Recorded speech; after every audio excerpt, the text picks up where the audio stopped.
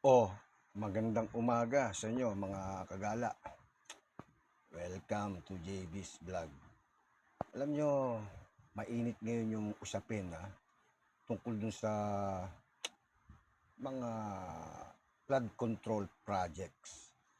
Saan kayo nakakita na ang flood control projects pala nakokontrol ng mga ilang piling kontratista. At ang mabigat dyan, sa kanila lang umiikot lahat. Kung kagaya nung Diskaya na yan, siyam. Siyam ang kumpanya na nakikipagbid. Kunwari lang, may bidding pero sila rin. At hindi natin masabi man kung totoo o hindi na yung mga involved na senador, kagaya ng di umano, si Senador Joel Villanueva at si Jinggoy Estrada.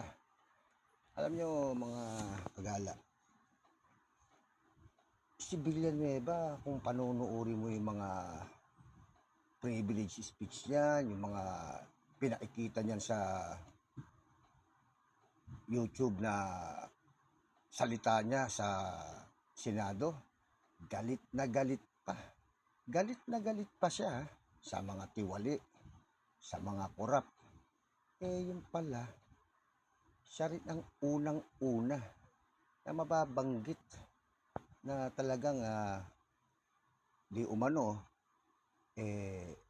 may kinalaman sa mga korupsyon pagdating sa flood control project. Hindi pa ba sapat yung mga katibayan ng mga litrato nila na kasama si district engineer ba o ano ng Bulacan, si Alcantara. Ini-endorso pa niya ng mga proyekto niya sa Bulacan. Magkasama lagi. At si Jinggoy Estrada naman, may mga litrato rin na birthday party di umano sa Soler Hotel. At kumbidado si Alcantara. Kung tutuusin, kung ikaw ba naman hindi ka nga kilala, bakit ka naman pupunta sa birthday party ng senador? Hindi ka kumbidado. Kaya ako sa totoo lang, mga kababayan, parang nakakaawa ang Pilipinas. Sa palagi ko naman ang Pangulong Bongbong Marcos ginagawa niya ang paraan niya lahat para maiahon o umangat ang buhay ng Pilipino o ng mamamayang Pilipino at maging matatag ang ekonomiya natin. Pero pasinin mo lang minsan natatawa ka talaga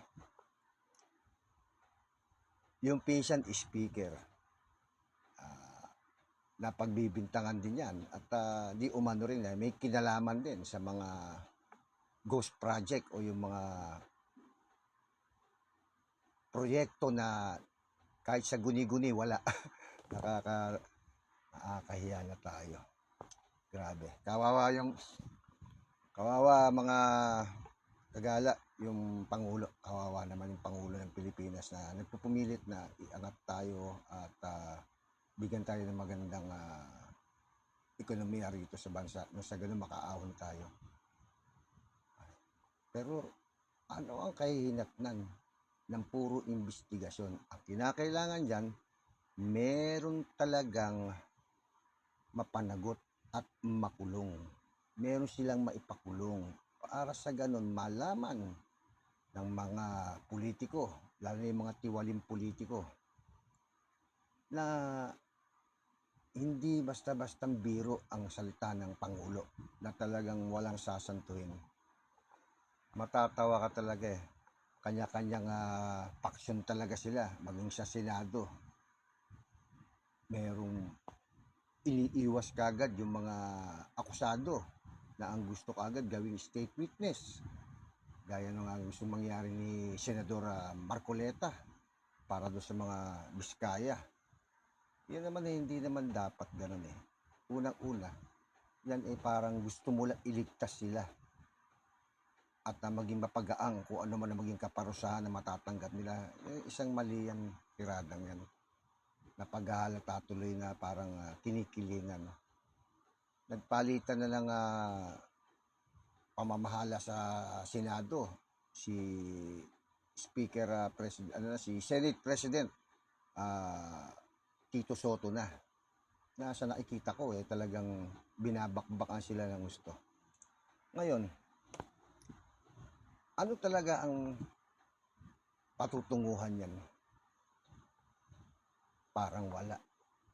Parang imbestiga lang na imbestiga. Kaya kung papansinin nyo, sa dami-dami ng mga inimbestigahan, wala rin nakukulong. Sana mayroong maipakulong.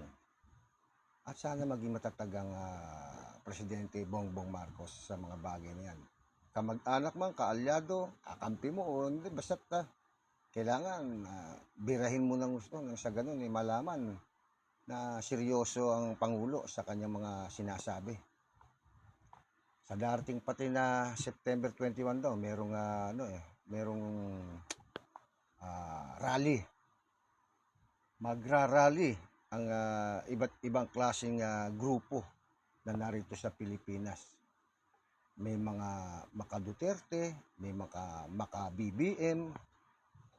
Sa totoo lang, yung mga iba, pampagulo lang eh. Totoo lang, pampagulo lang. Pati mga pulis tuloy napeperwisyo lang, napapagod lang ng pagbabantay sa kanila na bandang huli naman, puro kaguluhan, kagaguhan din lang ang pinagagawa. Pwede tayo mag-rally sana. Ilabas natin yung ating mga hinaing sa Pangulo kung ano yung nakikita natin na dapat mas makatulong sa kanya na magbigay ng direksyon kung ano talaga ang dapat gawin. Maglabas tayo ng saloobin na kung ano yung mga dapat gawin para umasenso ang Pilipinas. Saludo ko kay BBM sa parte ng West Philippine Sea. Saludo rin ako sa kanya sa kanyang paglalakad sa ibang bansa para at least makakuha ng mga investor. Pero yung iba dito, mga politiko, ang lalaki ng sinasahod, walang ginawa kundi magbangayan lang, magpayaman. Alam niyo ba kung gaano karami ang naghihikahos, lumakad kayo dyan sa labas, sa kalye, mga natutulog sa bangketa, mga namamalimos. Alam niyo ba na yung mga bilyon-bilyon na confidential funds, yung flood control funds, kung sa kanila lang na ibibigay yan, kung sa yan naipapagawa o proyekto na mga pabahay, sa tingin ko mababawasan ng mga mamamayang Pilipino na walang tirahan o walang makain. Kaya naman pala kayang tustusan yung mga ganyang proyekto na ang lalaki ng halaga na wala naman napapatunguhan. Sana ang mangyari sana magising din sana ang mga mamamayang Pilipino kung sino ang dapat nila talagang suportahan. Yung nakaraan ba, mga kaalyadong nakaraang administrasyon o yung administrasyon ngayon? Ngayon, kung sa administrasyon ngayon dito, may mga tiwaling opisyal o mga politiko, hindi ibig sabihin yan kasalanan ng Pangulo. Siya nga ang gustong tumapos ng mga ganyang gawaing hindi tama. Yung mga korupsyon, gusto niyang matigil yan. Kaya ang masasabi ko lang, suportahan pa rin natin ang Pangulo ng Pilipinas. Ako, hindi ko binoto yan. Pero sa nakikita kong ginagawa niya, seryoso siya. At sana naman, magising na rin yung iba na huwag masyadong maging panatiko. Maging